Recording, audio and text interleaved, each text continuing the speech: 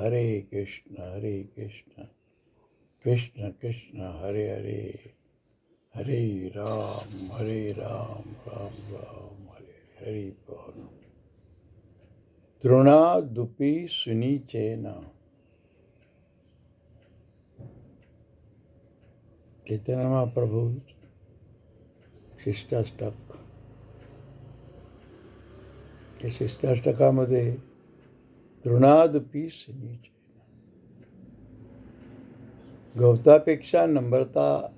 गवतापेक्षाही नम्रता धारण केली पाहिजे. कमीत कमी गवताप्रमाणे तरी नम्रता होईल. त्याचा परिणाम काय? कीर्तनीय सदाहरी.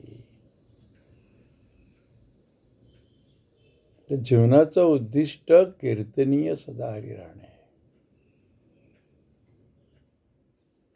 का राहायचं कीर्तनीय सदाहरी? कृष्ण संबंधे. कीर्तनीय सदाहरी राहणारी व्यक्तीच कृष्ण संबंधी राहू शकते.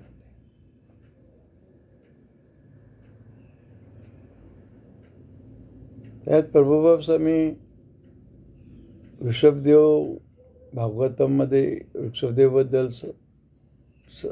मुलांना जे उपदेश करतात सांगतात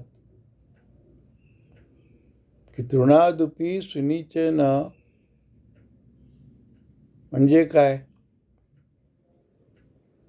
we are not connect with the body, we are no body.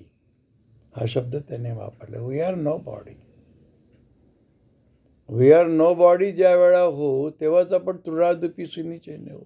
अमानेन मानेन, मान अपमान जय पराजय, म्हणजे तिथंच प्रज्ञाची जे लक्षणं सांगितलेली आहे. असे दुःखात उद्वेग, सुखाची लालसा रस, नसे तृणा भय क्रोध, मात्रा स्पर्शेय सुखदुःखे. हे सगळं शरीराला आहे. हे जोपर्यंत स्टेट ऑफ माइंड माणसाचं तयार होत नाही, याचा अर्थ तो निष्क्रिय आहे किंवा दगड आहे, तो पागल आहे, तो मूर्ख आहे, तो गधा आहे, ही कोणती उपाधी त्याला चिटकत नाही. त्याचप्रमाणे तू इंजिनियर आहे, तू डॉक्टर आहे, तू करोडपती आहे, अब्जपती आहे, तू असा आहे, तू सुंदर आहे, तू देखणा आहे, अमका आहे, डिचका आहे, त्या उपाधी लागत नाही. ह्याचा अर्थ तो निष्क्रिय असा होत नाही. तो खूप ॲक्टिव्ह आहे, सेन्सिटिव्ह आहे, त्याचा कॉन्शियस खूप विकसित झालेला आहे. तेव्हा तो त्या अवस्थेमध्ये जातो.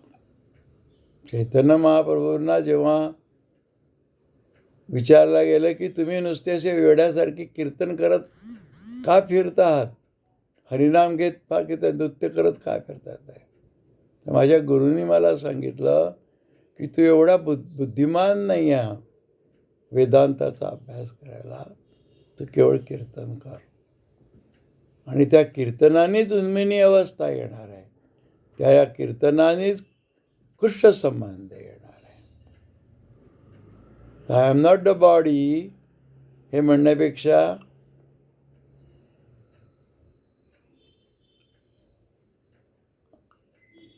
काय म्हणलं पाहिजे? कृष्ण संबंधे. तर ज्या व्यक्तीला कृष्ण संबंध माहीत झालेला आहे, आपला कृष्णाशी काय संबंध आहे, कृष्ण भगवानाशी, तोच या अवस्थेत जाऊ शकतो. हरे कृष्ण कृष्ण हरे हरे, हरे राम.